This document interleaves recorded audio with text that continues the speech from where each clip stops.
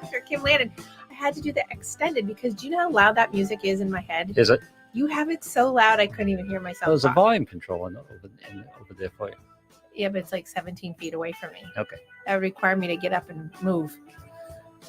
Well, if we had more time for setup, we could straighten all this stuff out. I was on a phone call in the car.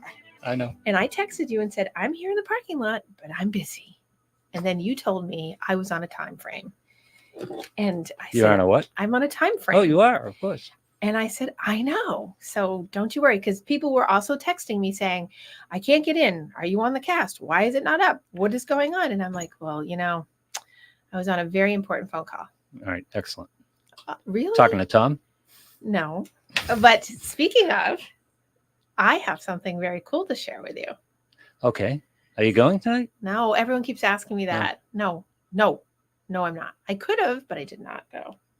In retrospect, I should have. Oh, God. Yeah.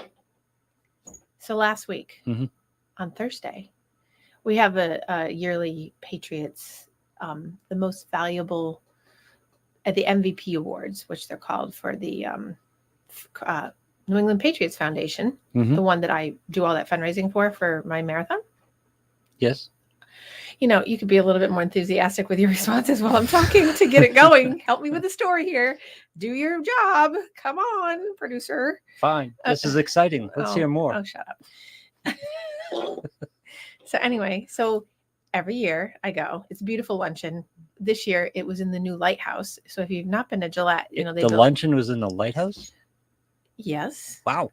Well, the lighthouse room's in it. So it wasn't at the top. I did go to the top of the lighthouse. Okay. I have pictures. But it's in the lighthouse. So the lighthouse, for people who don't know Gillette Stadium, they took the last 2 years to rebuild a portion of the stadium where they put this huge lighthouse figure. But inside the lighthouse is function rooms, like on the other side where it's the big rooms with the windows and everything. So that was not really the part of the story that was important. So anyway, I go every year because I get invited to do this and whatever. And we honor all the 26 charities that get 26 or 25. I don't know. All the charities that get chosen from the 300 applications that we got this year from all the charities in New England, all 6 states. And all of the money from the New England Patriots Foundation marathon team is the feeder money for this specifically. So Bob and Robert are always there. And Bob and Josh are always there. And it's a thing. And so I'm there, and I had a gotcha moment. So they always announce the marathon team, and not all the runners are always there, but they always announce us, and we, and just by name. So they go through so I'm sitting with the charity team's director, Susan Hurley, who she and I are friends. We're sitting next to each other and at this beautiful table. And so Josh gets up, and Josh Kraft is telling everyone, about the next mayor. Yes.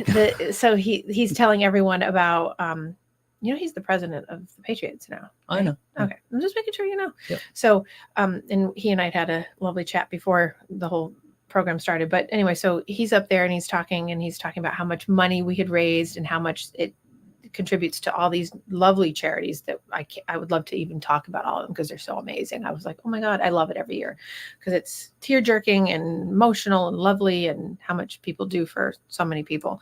And right down around the corner from all of us, it's like right in our backyards that you would never know half these things existed. Yeah, right. But anyway, so he's going on and he says, and I'd like to introduce you to some of the team members are here for, and he does that. And so he introduces, and there are only 5 other team members at the table. And so he goes through them and he leaves me and Susan off. And Susan and I look at each other like, did he forget us? Because, Susan's like the grand poobah of all running marathons of the world. If she really is, and then she and I are looking at each other and she and I both like, what is going on? and she's like, no. And then he says, but we'd like to take the time to acknowledge 2 very important runners. Oh, nice. And so then, of course, I get all like nervous because I'm like, oh, I wasn't expecting this. And so they have Susan stand up and they give her this wonderful accolade of, she's been doing this for years. She was a New England Patriots cheerleader back in the day. So, was she? Yeah. So, and, it's been probably 35, 40 years now. She'd kill me for saying that. And then,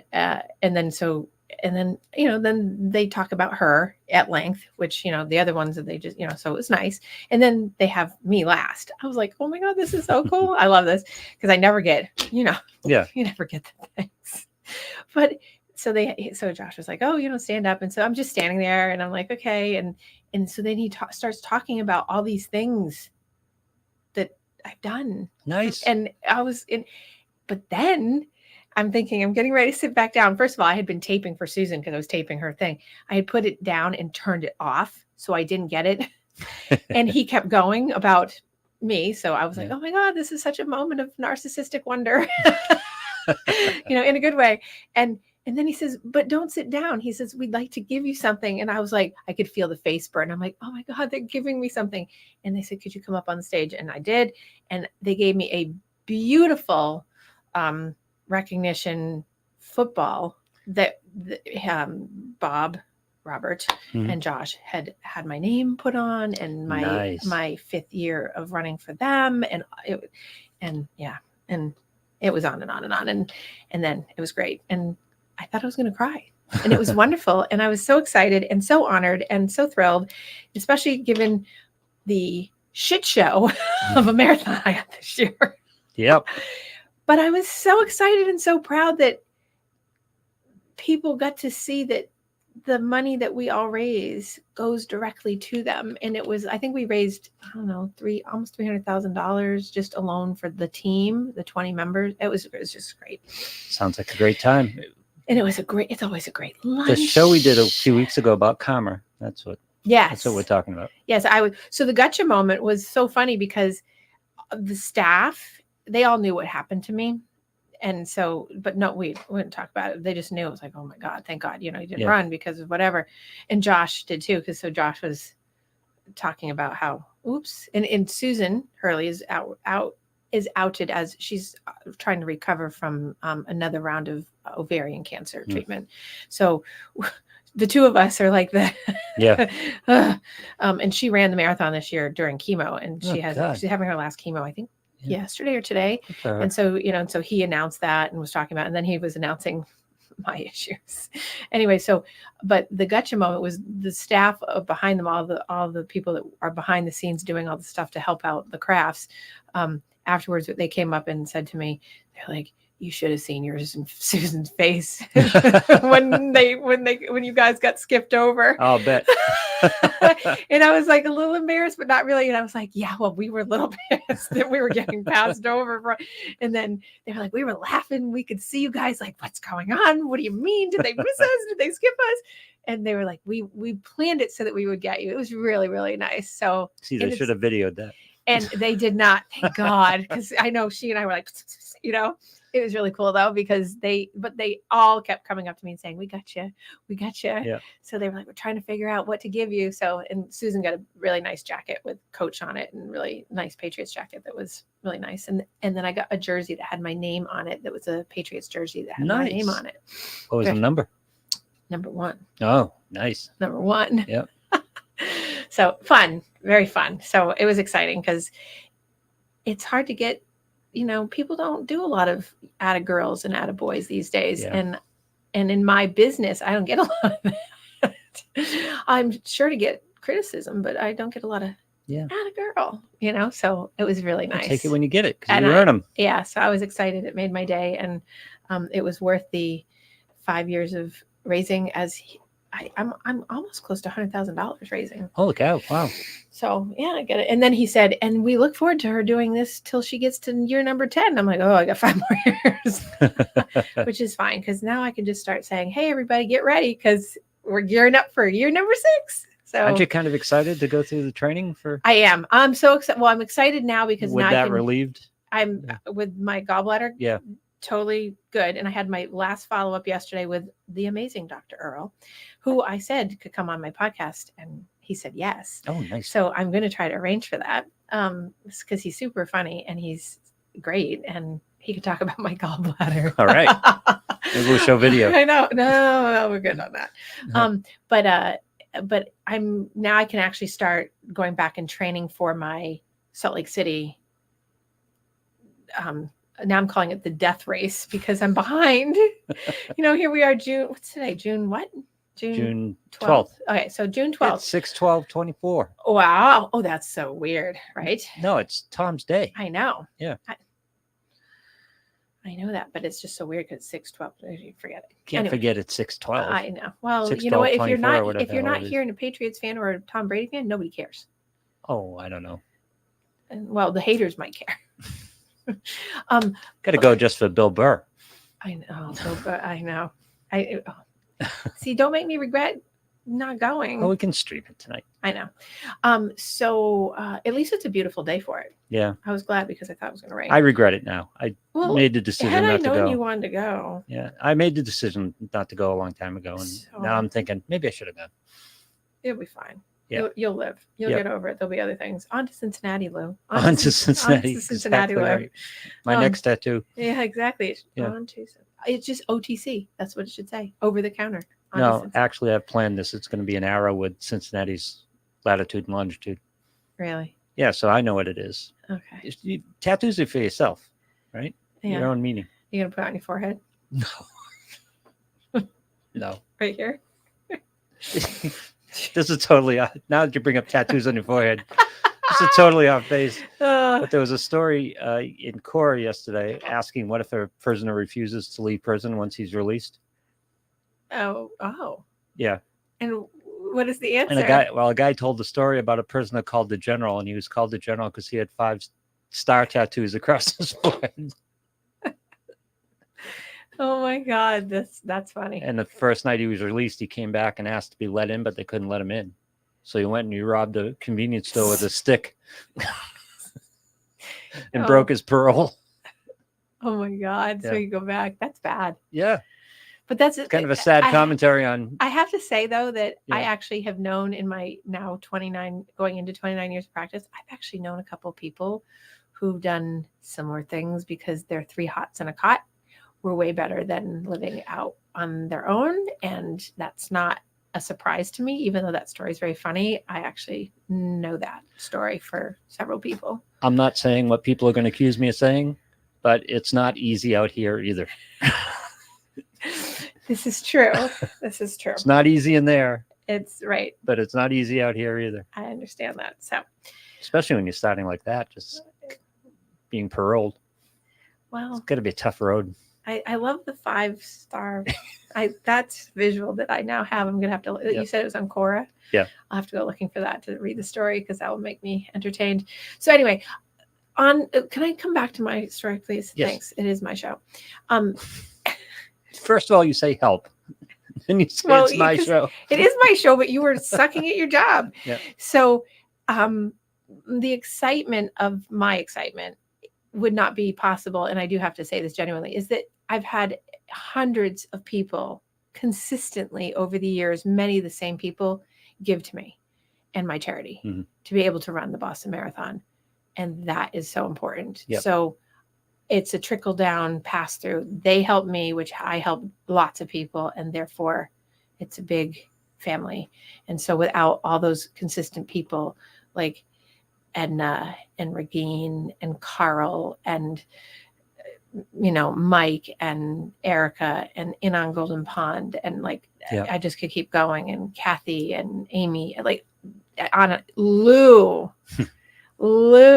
right? So many people, Candy, lots and yeah. So just if I didn't, community, it's the way if I did not works. have those people consistently supporting me every year, and Scott, see names keep popping in my head of people that consistently do it, I would not be able to do that, and therefore then my charity wouldn't get what I give. I mean, other people do it, but it's me. So I'm saying thank you so much for doing that, and please get ready to do it again because that's a setup because it's coming. So anyway, so that was my excitement. So now I have my football is right next to the one that Bill Belichick signed for me years ago.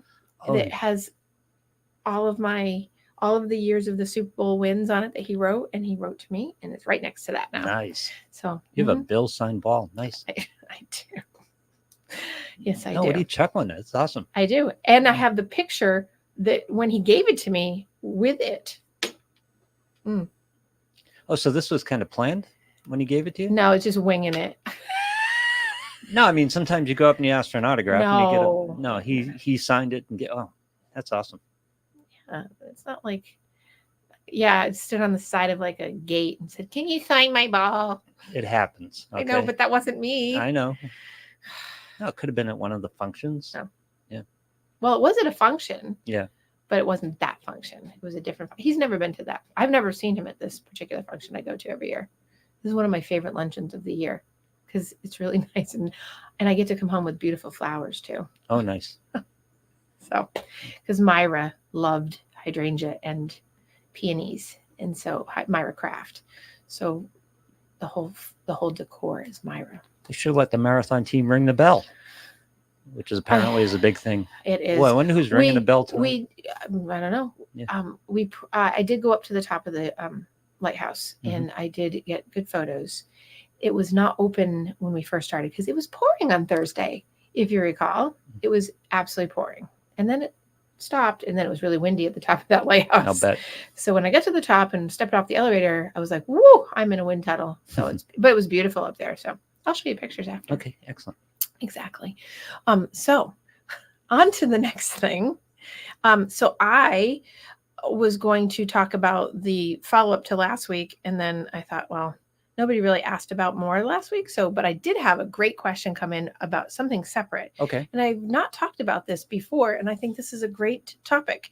We love the questions. We send questions. Yes, I love the questions. And so the question last week was about, well, I'm going to paraphrase it because I have context, but it's regarding children and temper tantruming and pointing out to them their temper tantrums and whether or not you tape them and show it to them and whether you don't show it to them. And I said to the person who asked me the question, I said, do not show it yet. Let me have a conversation. And I had the conversation. I thought, oh, perfect topic for here.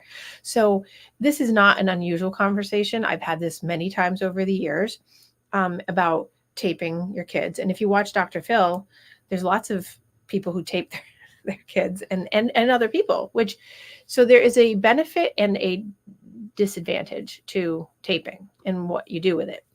It's usually a no in the context of if you're trying to prove to a child during a tantrum, a child, notice the word child. If you're trying to take a child and prove to them that they are doing these things and you want them to see it and you think that's going to stop them from doing shaming it, them. You're not going to be able to do that. If you have and especially if you have kids that are really, really young, and or if you have kids that are on spectrum, spectrum meaning, the autistic spectrum disorder spectrum, you just aren't going to get it. And I'm talking kids from little all the way up to teenagers. Teenagers, you're going to incite even more when you're doing it in the moment. There could be, and I say this with a big asterisk, there could be a time and a place for utilizing it in a, hey, I would like you to see what happens between us and what is really going on. Because that, if it's a video or if it's something like that.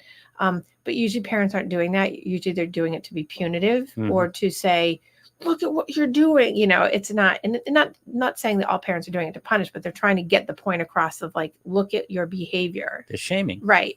And so, and that's not always meant to be, because I've had parents be like, oh, I didn't mean to do that. That's not what it was for. It was just to show them so they would stop the behavior. And I'm like, not in the moment. It's kind of like when you're in the moment and trying to make a point and the person's yelling at you, they keep yelling at you. And it's just like, you just keep saying, stop yelling at me. And what I do, keep yelling at you because, you would think as an adult, you would get it to stop yelling, but even adults do that. So it doesn't get you anywhere because adults drop into their child behavior and don't stop.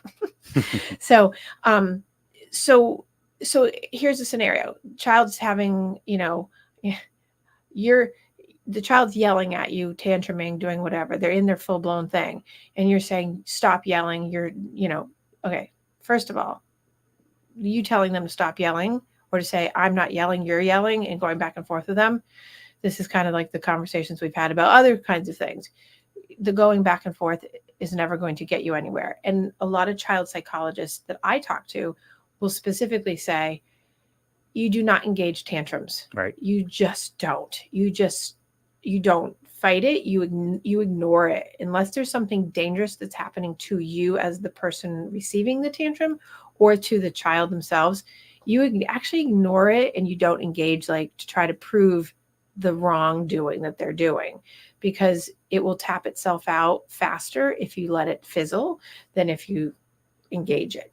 So when you introduce a tape to the child during, which most people don't, but there are people that do it during, like look at, I just, listen to yourself, look at what you're doing, right? That's going to not only shame, but also just, it enrages the kid usually more because it's a violation of their moment of having a feeling.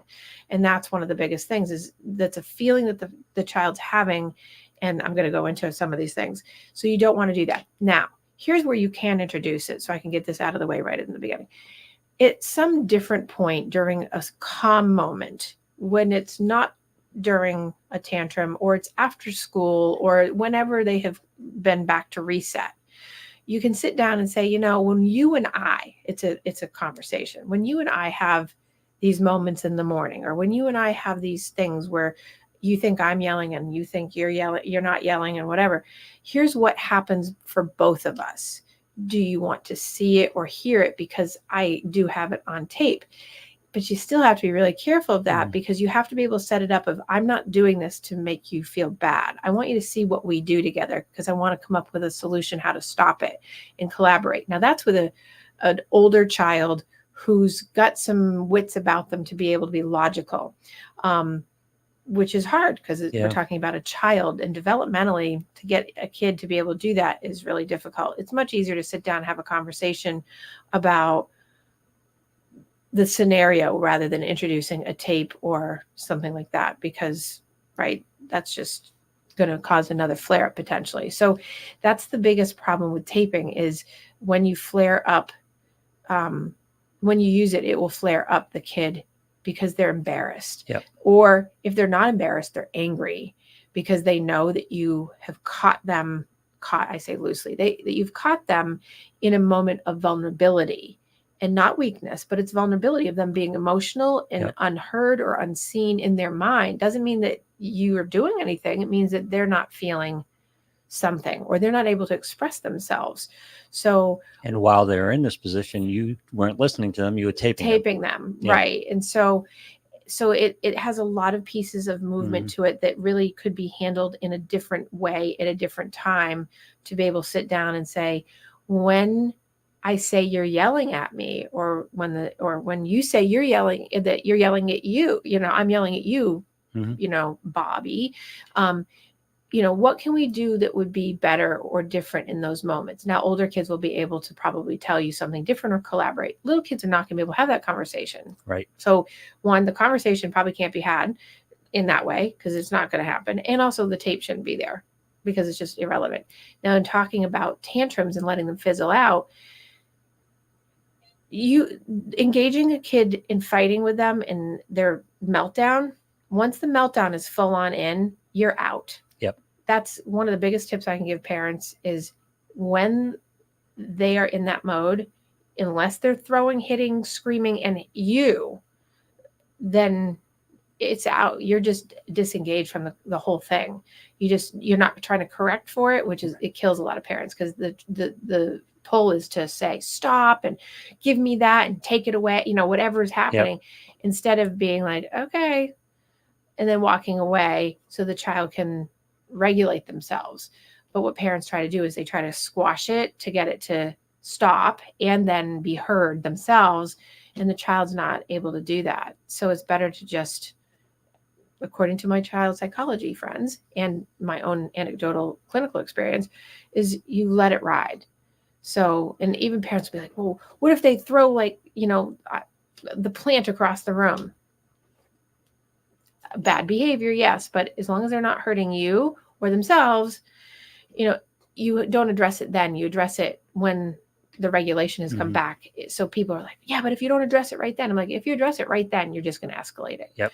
You have to wait until tantrum's over and we're past the tantrum, back in we've come from 100, we're back at 12. And then we can say, wow, you threw the plant, you ripped the shade off the wall. I'm giving examples of what's happened in some of my clients, right? Really? Oh yeah. You've dumped the entire egg carton on the floor, right? What was going on? Why did, trying to have the conversation. Now here is, I think, remember the little segment of time where people would be like, use your words. I am not a use your words person. Yeah. The reason why, and I don't, use your indoor voice. And I make sort of a fun tongue in cheek about like the voice and everything, because kids don't really understand what that really means.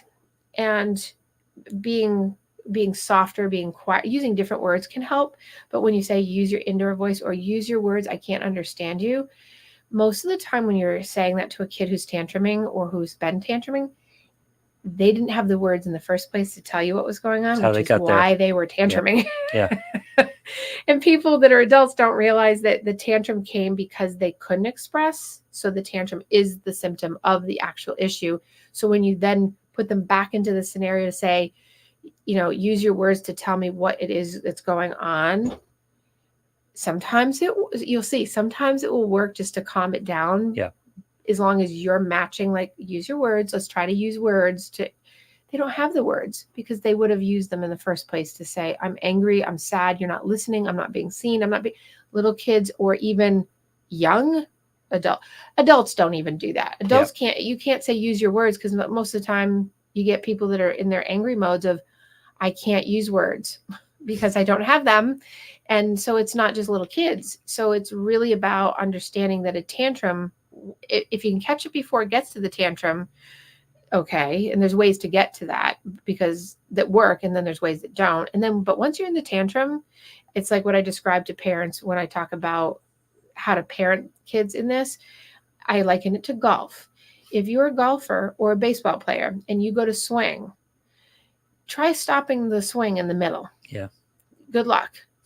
Right? Because if you're at the tee box, you're before the tantrum. The tantrum's winding up and now you're taking your backswing, right? Yep. Now try to stop that backswing. You might be able to slow it down a little bit, but that ball is going in the woods, in the water, yeah. It's going over your head, it's coming back, it's hitting a tree, it's bouncing back at you, all the things, right? Baseball, same, whatever it is, you cannot stop once you're in motion. It has to come to a kinetic end. So it's really important to realize that tantrums are like a golf swing, that if you can get it before it starts, great. But you have to be careful how you get to getting it to stop before it starts, because also that can create a tantrum. And then once you're in the tantrum, disengaging from it. And you can use this with adults too. Yeah. Because, right? Okay, I'm not talking about spectrum, people on the spectrum, because right. I'm not a psychologist. I don't know anything right. about that, how to handle that. Right. But the biggest mistake I see with parents sometimes is they negotiate. They allow the child to negotiate in a tantrum situation. Well, they try to ameliorate the situation, and all that does is reward the behavior, doesn't it? So yes. So negotiating. Well, do you have an example in mind? Because I'm thinking of different examples where, like, a negotiation. Kid's flipping out because he wants something, so you offer him a little. Or you try yeah. So that is never negotiate. That's not a right. That's negotiating with the hostage taker. Exactly. Right. So you do not want to negotiate that, because then it's kind of like when people give consequences and then they take the phone away and they give it back 5 minutes later. It's the same kind of thing. It's like you're not reinforcing the behavior. Well, it comes down to teaching consequence, right? You see it in like grocery stores all the time. The kid I wants love grocery store examples. Kids want something and they're throwing a tantrum because they can't have it. And what you do at that point is you just disengage. You just leave the store. You don't say, behave or we're leaving. Well, that's a negotiation. Well, here's the thing is you have to be willing. And this is one of the problems I have with a lot of people who I give that advice to, is that they don't want to leave. They don't want to leave the store because it's an inconvenience to them, because it puts them out, and they don't realize. I always say to them, if you leave the store once on the first time, they won't likely do it again.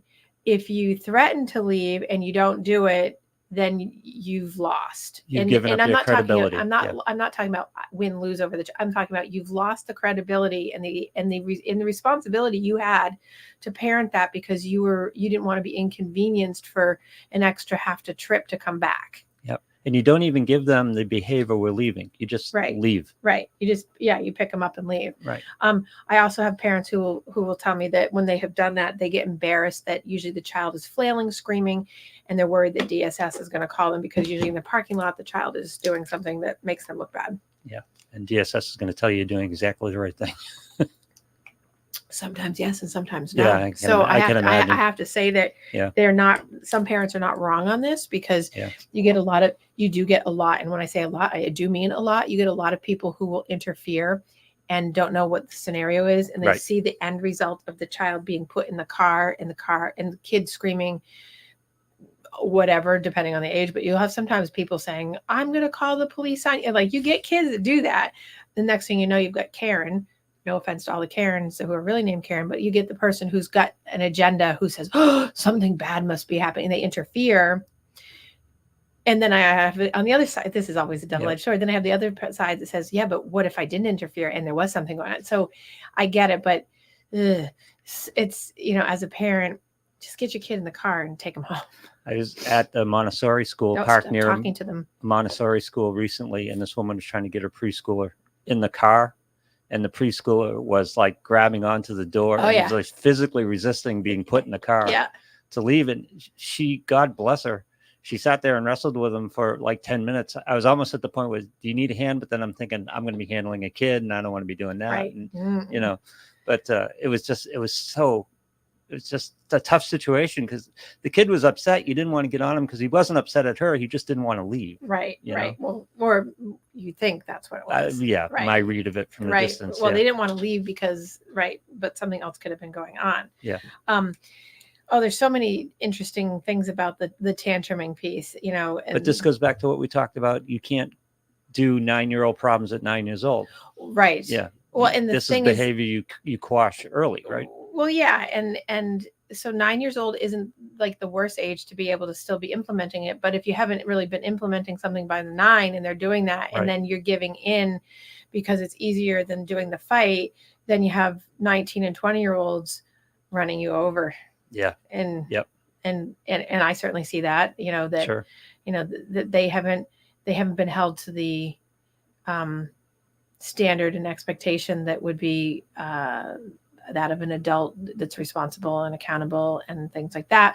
And even people in their 60s are not holding themselves responsible because they were allowed to do that. It all comes back to the action and consequence connection, doesn't it? Yes. Yeah. That's what it comes down to for most everything. Yes. So once they're divorced from the consequence of their actions, you've lost them. Right. And if you've allowed your kid, you'll see that I see this in adults all the time in relationships. If a child has been allowed to disengage and walk away, or be aloof to a consequence, and then just get away with it and whatever, and just kind of do that la la la la la, and then the adulting in a relationship is very similar. Yeah. And to change that, because the child who's now the adult doing that, you are in a very difficult, hard relationship with someone who decides, dictates, just like children do, the conversation's over, I'll yell louder, I will do more bad things to you to make you stop getting me in trouble, because I'm not going to take responsibility for doing something bad. I'm going to make it your fault. So they learn early how to gaslight, right? Yep. Essentially, they learn how to be young gaslighters that turn into older gaslighters, because they learn how to maneuver around a consequence because they can, which is unfortunate, but that's what happens. And it's a childhood thing that if you're, and that doesn't mean, going to the beginning of the topic, tantruming is allowed because it's a way of expressing one's feelings. Doesn't make it feel good for you as a parent or whoever's around it, but the tantrum itself has to be run through once it starts, and then you have to go back and be able to discuss it. And little kids will do what adults do. They'll do the "I'm not listening," right? Yeah. And you have to sit through that and wait, because if not, it turns into later in life, it's a disrespect towards a husband or a wife when they do the, I'm walking away from you. Yep. I'm not going to talk to you about this. I don't have to. I don't know. Those kinds of things. It's about really specifically seeing as a child that this child needs to run out their tantrum. And then even if they're doing the, I'm not listening to you bit, then you come back around to it even later and say, I'm going to talk to you about this. And if you can't talk to me about this, then what are we going to do? Because you're not going to be able to go to Bobby's house. You're not going to be able, because we have to be able to talk about how to do something different when you feel angry or sad or frustrated or disappointed or whatever. But little kids do not, and I'm talking just your typical little kid, they do not know how to really describe how they're feeling, because the emotion comes over them so fast, because the primitive nature of our brain, the prefrontal cortex, goes right into that mode first. So it's not about your disinhibition being able to be reduced down to, I can control this, I can think about what I'm about to say. It's not about that. It's impulsive, it's in the moment, it's visceral, and that's what a tantrum is. You're getting what you're getting. Now, you may know the reason why it's happening. Yep. But, that they didn't get the thing in the store, that you were told no or whatever, but that's fine. But the child is tantruming because they're having a strong feeling, because, the tantrum is the symptom of the problem, but you can't address the symptom of the problem in that moment. It just doesn't work. So that's a better strategy than giving him cookies or ice cream or stopping for a Frosty on the way home? Exactly. You can't make the negotiation to make it feel better, because then parents feel guilty. Oh, I said no. Because that's the consequence. That's the consequence of the action, and the kid has negotiated a settlement. Exactly. And you rewarding behavior you don't want. Exactly. And so don't reward the behavior you don't want. So they're training you as the parent how to treat them. And by the time you get to 19 and 20 years old, and 40, 50, 60, I'm being serious about people in their 40s, 50s, and 60s doing the exact same behavior they were allowed to do. I can name you 10 right now. I have a list. I have a short list, but I do have a list of adults who clearly did not have appropriate parenting with good follow through. And then the child maneuvered it, and now they're an adult that maneuvers their relationships.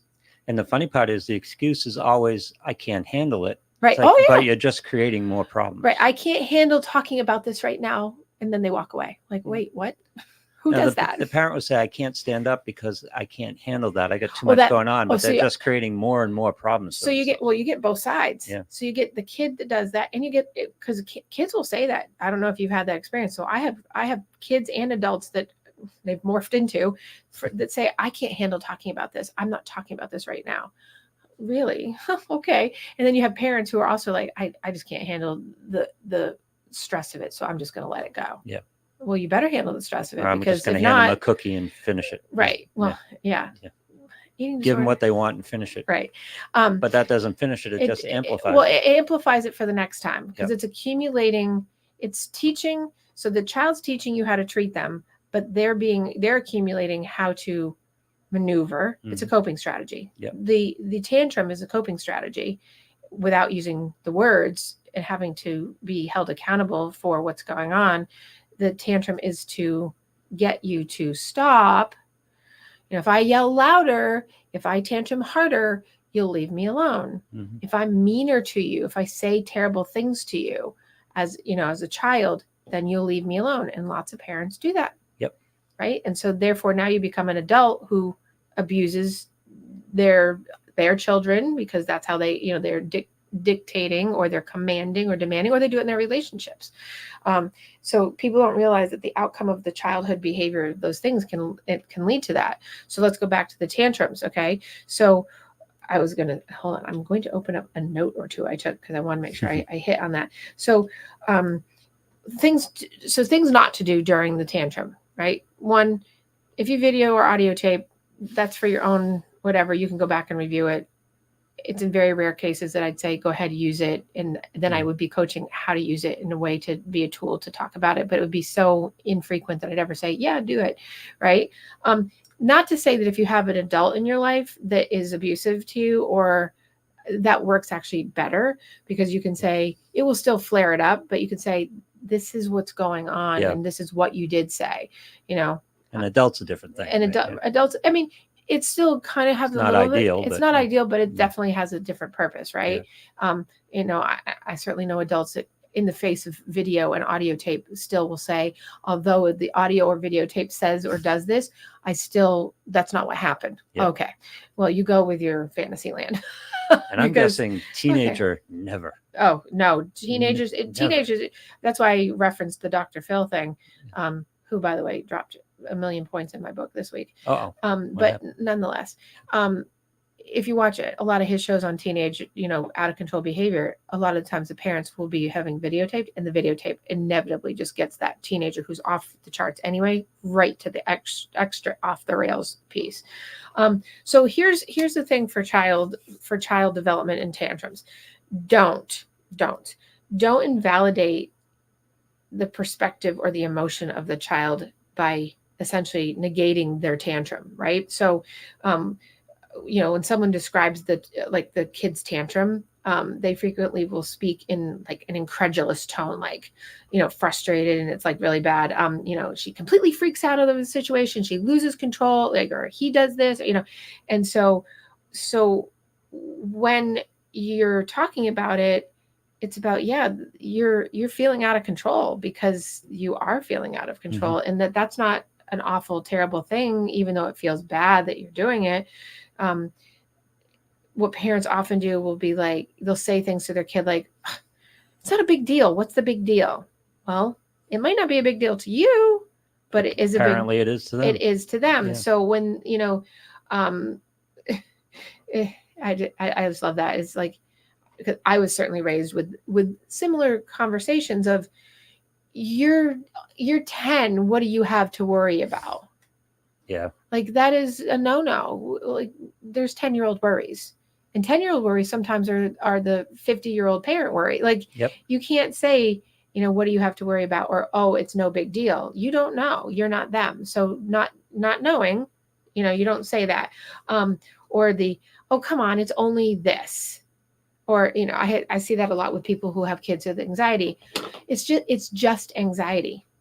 I have anxiety. They should just deal with it. I cringe, because if they could, they would. Right. Yeah. Right. So it's that, those things. And then it's also, if you want something to get upset about, I'll give you something to be upset about. That one always kills me, because people still say that. And I was raised with that. That's so 60s. Yeah. It's so, the fact that people still say that floors me. I know. Like, are you out? Like, I always in my head go, are you out of things to say? Like, at that point, and usually yes. But that's usually a first line of defense. And if that's your first line of defense is, I'll give you something to cry about.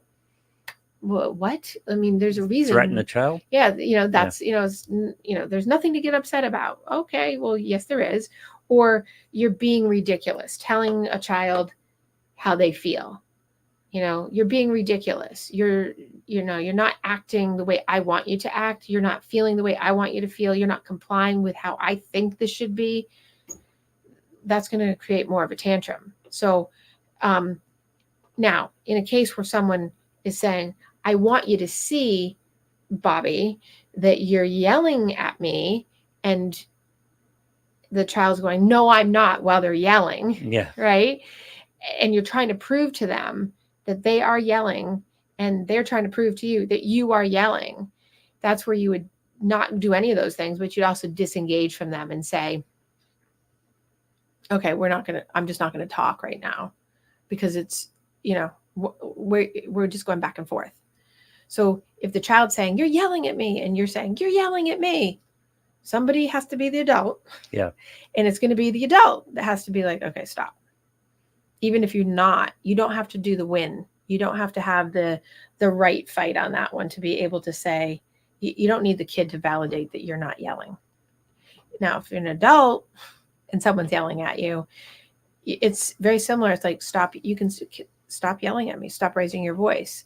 But you'll see an adult often will be very similar in their child behaviors, and they'll say, I'm not yelling at you, I'm just raising my voice, or I'm emotional. That's because they've learned as a child to use that in an effort to get you as an adult to back it down, to shut up, to stop. It's like, yeah, but you are yelling at me. Stop yelling at me. Right? You can, with an adult, it's a little different, because with an adult, you're like, wait, you are yelling at me. And just because you don't think you're yelling and you want to call it, I'm raising my voice and I'm emotional. Yeah. Okay, now go back to that adult as a child. That's exactly what they did as a child.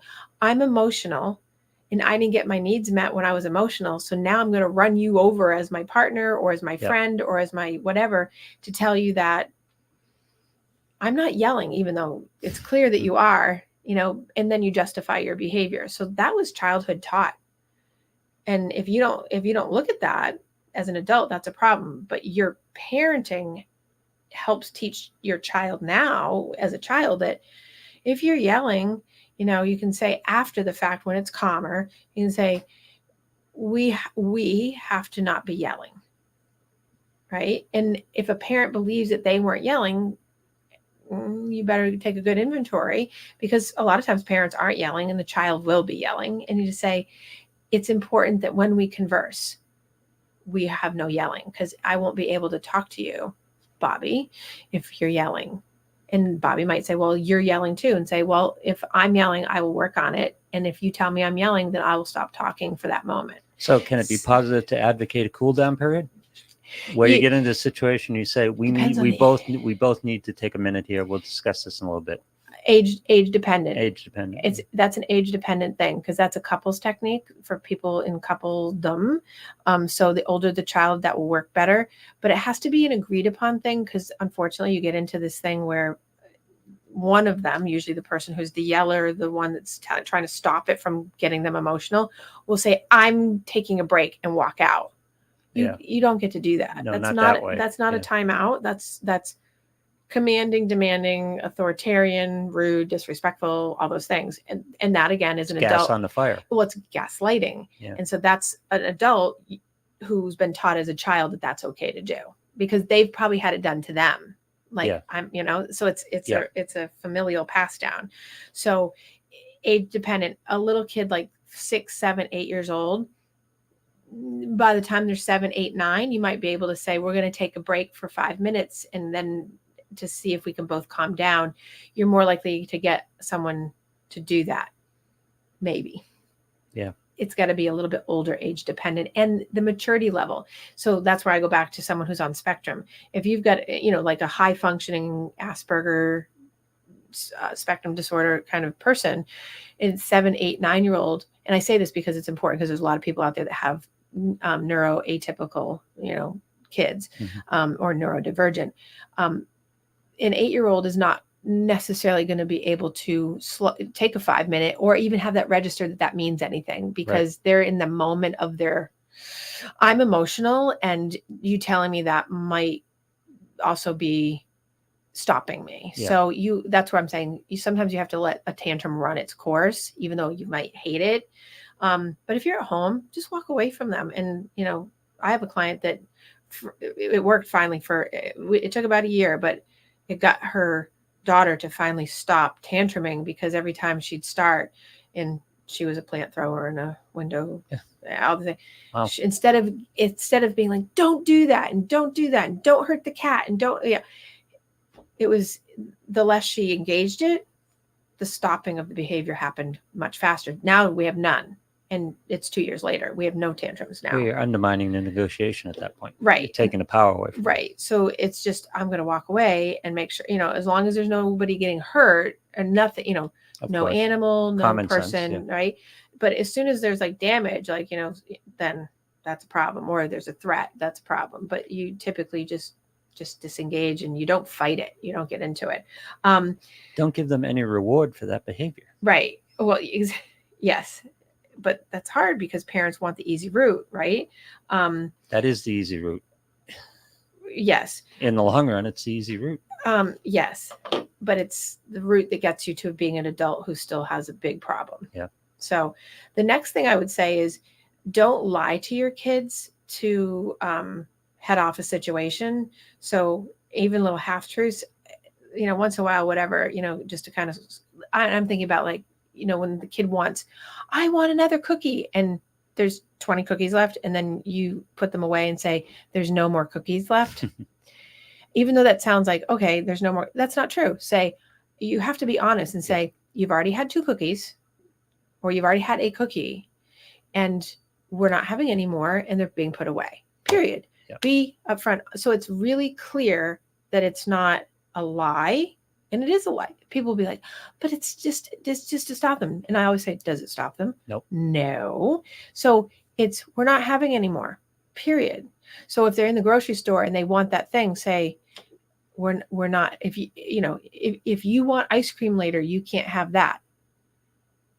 But now you've set it up that, well, then I can have that, and I'm opting that I don't want ice cream later. Why? Now you're into a negotiation. Don't put yourself in a position where you're going to have to follow through on something that you didn't intend to, right? So it's, we're not having that. We're not having that at all, and we're not buying that. So I watched a negotiation the other day of epic proportion about a toy in the store. And so instead of the parent saying no and keeping to their no, they opted for a cheaper toy. And the child, so clearly in my mind, what I wanted to say to the parent was, you realize that they don't really want a toy. They're wanting you. They didn't want the toy. They didn't really want to. They wanted to do the engaging of the fight and see how they could win. They were actually learning a skill in that moment. And I was watching the whole thing being like, and I thought the mother was going to really stick to it. And she finally said, fine, I'll get you that one. And it was because it was cheaper. I know what she was doing. And then the child was insistent. I want the other toy, and screaming. And she's like, I'm not getting that one, but I'll get you that one. And finally and then the mother got down on her level, did some good things, and was like, listen, you need to calm down. You know, all these things. She did say, use your words. And I was like, oh, big mistake. There are no, because I think the kid was maybe 4. Maybe. No words. It was just, I want what I want, and so then she said, well, we're going to get this toy instead. And then the child sort of simmered down, but just kind of did that little pout. But the child was learning how to work the mother. And you could see the whole thing play out. And the mother, you could tell, had no clue what was going on. She was just like, oh my God, this is embarrassing. I just wanted the kid to shut up. And I don't want to spend that money on this other toy. Then she wonders why the child will always do this. Right. Because the child has learned it's successful. Right. And exactly. And so don't lie to your child. It's a no is a no. No is a full sentence with a period at the end. And parents don't like to do that because it creates a problem for them. Right. The other one I see a lot is, and this one's really hard, is don't tell your child that their behavior is making you sad. Yeah.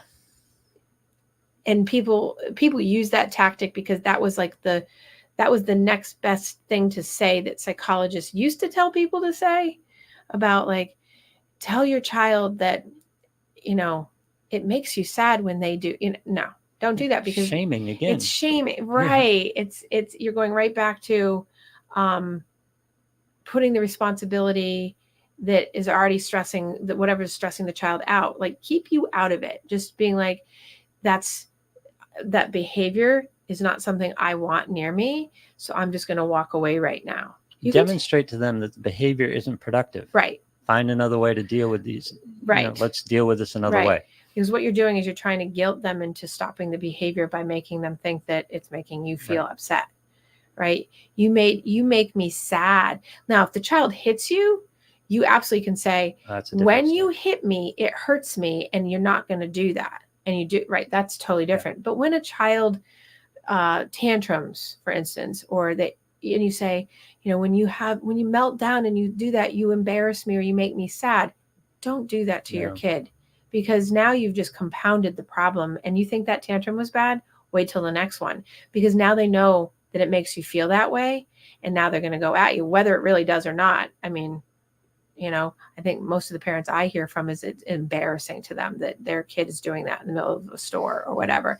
And you need to suck that up. And that's on you. If you've got a 7-year-old losing their shit in the middle of a store, there's a reason. And it's not because, and it doesn't mean that it's an excuse. It means that there's a reason you got to figure out to be able to parent it so that that doesn't happen again. Yep. And or you don't bring the kid to the store anymore. But that's the end of a path. That's, right. That's things have led up to that from when they were in the high chair. Right. Because that is not a new behavior. They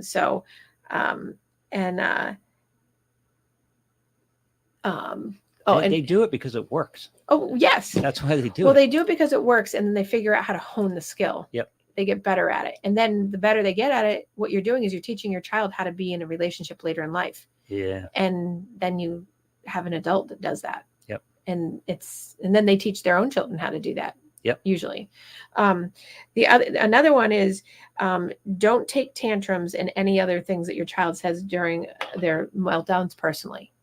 Right. So I have a common theme in my practice where I get parents that will come in all hurt about their child who, whatever age, says, "I hate you."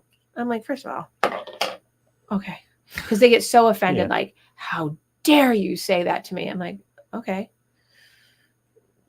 So you hate me. I hear that you hate me, and I know you hate me right now, and I understand that, and you acknowledge it. You acknowledge it and say, I understand you hate me. It's unfortunate that you feel that way. Yeah. Because I don't hate you, but I know you're really angry. So you validate the experience and the emotion. People think it's so disrespectful. There are disrespectful things.